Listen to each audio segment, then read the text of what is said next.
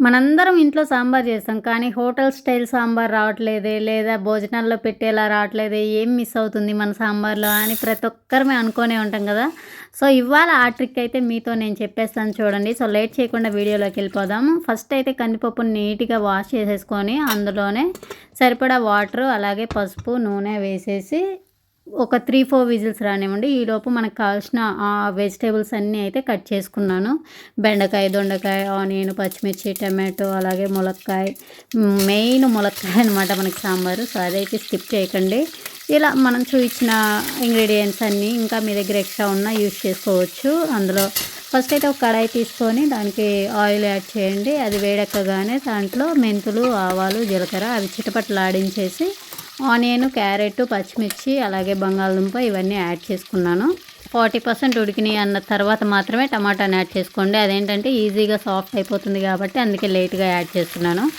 అలాగే కొంతమంది ఏంటంటే చింతపండు పులుసులోనే ఈ ముక్కలన్నీ యాడ్ చేసి ఉడికిస్తారు. బట్ అలా కాదండి. ఫస్ట్ అయితే మనము ముక్కలనన్నిటిని మంచిగా ఉడికించుకుందాం. ఒక 70-80% 70% ఉడికితే చాలు.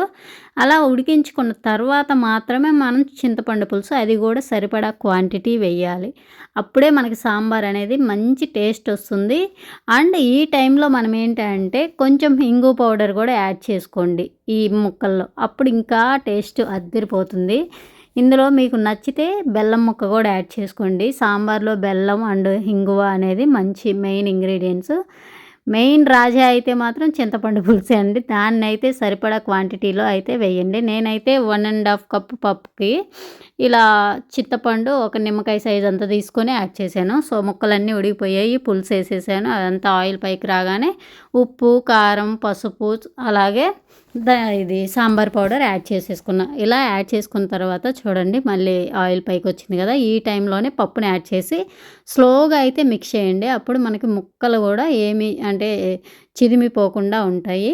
అండ్ ఇక్కడ నేను వాటర్ యాడ్ చేసా కదా! ఇవైతే హాట్ వాటర్. ఎప్పుడు కూడా చల్ల వాటర్ అయితే యాడ్ చేయకండి. ముందే హాట్ వాటర్ కొంచెం కాచి పక్కన పెట్టుకొని అవే యాడ్ చేసుకోండి. చాలా అంటే చాలా యమ్మీ ఉంటుంది. సో, ఇదే అనమాట మెయిన్ ట్రిక్. మనకి చింతపండు పులుసు ముందే కాకుండా లేట్‌గా వేయండి ముక్కలు ఉడికిన తర్వాత. అండ్ హాట్ వాటర్ యూజ్ చేయాలి. సో, ఇలా మరిగే టైంలో ఇంకొక స్పూన్ అయితే సాంబార్ పౌడర్ ఏసుకొని కొత్తిమీర వేసేసుకుంటే మనకైతే ఎంతో టేస్టీ సాంబార్ రెడీ అయిపోయింది. ఈ టైంలోనే ఒక చిన్న బెల్లం ముక్క కూడా యాడ్ చేయండి. సో, మన ఈ వీడియో మీకెలా అనిపించింది? నచ్చితే ప్లీజ్ లైక్ చేయండి. అలానే కొత్తగా చూస్తున్న వాళ్ళు సబ్స్క్రైబ్ చేసుకోండి. అంతే. బై.